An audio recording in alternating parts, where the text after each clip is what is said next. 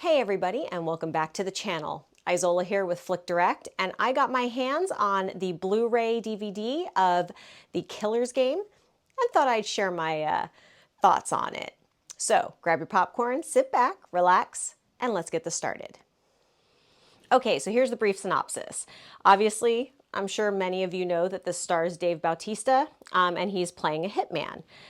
His name's Joe Flood, and he finds out after meeting this amazing woman named Maisie, and he wants to spend the rest of his life with her, that he has terminal cancer. So he decides to, set up his own hit, so to speak. It almost gives you like a John Wick kind of vibe, because everybody's got their little... But anyway, so he sets this up, comes to find out, whoops, we read your stuff wrong. Your chart's fine. You're completely healthy. Sorry. Well, now he's trying to cancel this contract. And of course, that's not happening or going very well at all. I mean, I do have to say that it's very sweet that he wanted to, have this final contract put out on him so that Maisie could get the money. But it is kind of sad and funny all at the same time that, unfortunately, he's now got to put up with these vengeful assassins who all pretty much hate him and just want him dead anyway. So this is like the perfect opportunity to get rid of him. Needless to say, chaos ensues. Everything just goes awry. And, Joe's just got to survive because he wants to be with Maisie. And, since he's not really dying, doesn't want to die. The Killer's Game is directed by J.J. Perry, and it tries to give us this like 80s style thriller with like a blend of action and comedy. And it does it for the most part, but I do have to say that while I did have some chuckles, the premise was kind of repetitive. And like I said, it is humorous, but it just, just kind of falls flat a lot. I definitely was expecting a little more on it in regards to humor. So this is an adaptation of a book. Did they execute it properly? I'm not entirely sure. I haven't read the book, but now that I have seen the movie and I have questions, I think I'm going to go pick that up because I need some answers that the movie definitely did not give me. I also have to say that the slapstick style of comedy that they had between the assassins was, I don't know, forced. It just didn't feel right. But having said that, I still laughed a good chunk of time. I think some of it was just stupid that it does make you laugh. And I mean, that's sometimes the point of movies like this.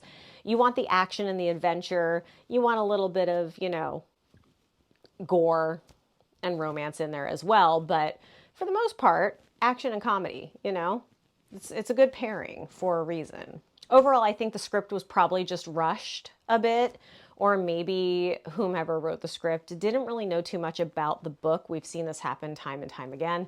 So stuff just felt a bit forced and rushed, and, I couldn't get behind some of it. But the saving grace, honestly, was the cast. Dave Bautista, he does his thing. He's this big, meaty guy that can, basically come in like a freight train and knock everybody down. But he is also very funny. I think the only thing that was a little weird for me was how he tries to play the romantic protagonist, and we're just not used to seeing him in that type of role. So it was a little, I don't know, it just didn't work for me. But at the end of the day, the overall acting of Bautista he was great. Again, it's just a little funny kind of seeing him in a romantic light. Again, not to say he cannot act serious and give us a cry and make us cry. But still, it was just, to me, it was just a little strange. Now, there are other actors like Ben Kingsley, who I absolutely love. If you do not know who he is, I mean, he's been in Iron Man, Gandhi. I mean, the man is a genius. He is brilliant, and this is no exception. Whatever the man touches, his role is gold. So I definitely recommend seeing it just for him as well. Because, again, he's a genius and, a chameleon on the big screen, so to speak, and on stage. There are also some cameos, and I'm not going to be naming those just for the people who have not seen the movie yet. They're pretty funny. They've got some good cameos, so that's definitely something to tune into as well. And those who played the assassins, you'll know when you watch it. It's definitely good to watch it just for at least the cameos and Ben Kingsley. There's some CG issues, and again, the script was a little repetitive. Movie was a little slow at times, but overall, I had fun with it, and because of this, I'm going to give it a 3 out of 5. Okay, and next we move on to video, and you know this is one of my favorites, especially when we get the Blu-rays. The Killer's Game is presented on Blu-ray by Lionsgate Films with an AVC encoded 1080p transfer in a 2.00 to 1 aspect ratio. The transfer is striking. It's just so beautiful. Like I know I say this a lot, but they really do an amazing job with the transfers, and that's why I always recommend buying the Blu-rays and the 4K UHDs, because you're really getting that cinematic quality on your TV. So, you know, just watching it like on, I don't know, Prime or wherever it comes out when they finally release the DVDs, Netflix, you know, it's good, but the DVDs and the UHDs they're always better. The level of detail is crisp, which gives you these fine textures that really stand out, as well as the close-ups. I mean, they're really, really beautiful, and you see all of the textures. It's really cool to watch that. I really appreciate it when you can see the fine details. And also the color palette is just spot on for this type of movie. It really worked well. One thing I did notice is that it kind of follows a John Wick color scheme, which is probably why I'm comparing it to John Wick a lot, just because it's using those violet colors. I'm sure you've all seen at least the first one. But in the love or romantic scenes, they also use this yellow kind of hue that just warms up the scenes really well, and really just makes it feel like a different emotion for that particular scene. Then there are also those scenes where you have the monochromatic tone, like hospital style, you know, it's very one color, just very bland. I mean, it's not, but it's still vibrant with the video quality. But the great thing about it is that there will be these immense pops of color that just are in the room. So it's not just that stale hospital style color. Like one scene, there's these really bright crimson curtains, and it works really, really well. And those needed pops of color do not at all compromise the clarity or detail. So thank you for that, because we all like a little splash of color here and there. Overall, the visual is top notch and keeps you wanting to watch what's happening on the big screen. It just really keeps you engaged to what's going on, and, you know, kind of helps with the moving along of the storyline itself. And because of this, I am giving the video a 5 out of 5. Next, we move on to audio. The Killer's Game boasts a dynamic Dolby Atmos track that often cranks things up to an astronomical level. Think Spinal Tap, turn it up to 11. I'm serious. Like it's needed, because this is a very action-packed film. Even though there is some humor and romance to it, you still got a lot of gunfire. You've got, you know, things overhead and coming from behind. So you really need these strong sounds to be able to see what and hear what is going on with the film. It just adds and enhances to the scenes overall. Now here's where you really need the surround sound, because there are going to be times where you just have the stakes rising and all the assassins are just coming in like guns blazing. And having the surround sound, you're really just going to get it from all angles, and it really, again, just enhances your watching experience. So definitely make sure you've got subwoofers everything, soundbar on, because it will just definitely make it a lot more fun to watch. Now, there are quiet moments, and the sound actually creates a very convincing atmosphere during that time as well.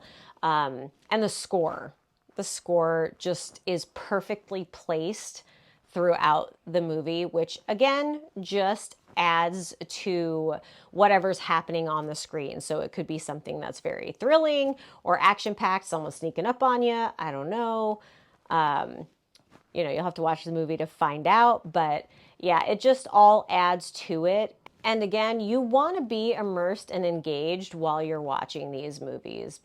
I do also want to add that the dialogue is crisp and clear, so you are never going to miss out on any conversations, dialogue, whatever. You are going to be able to hear even the tiniest whispers. Overall, you get exactly what you pay for when it comes to the audio. You're going to get that crisp and clear dialogue, a beautiful soundtrack, and the overlays just work perfectly with the scenes. So because of all of this, I'm giving the audio a 5 out of 5. And now we are on to extras. Once again, these didn't blow me away. There should be a lot more extras when it comes to these DVD and Blu-ray releases. I know sometimes they'll hold on to some things for steelbooks, but at the end of the day, we all just want the extras.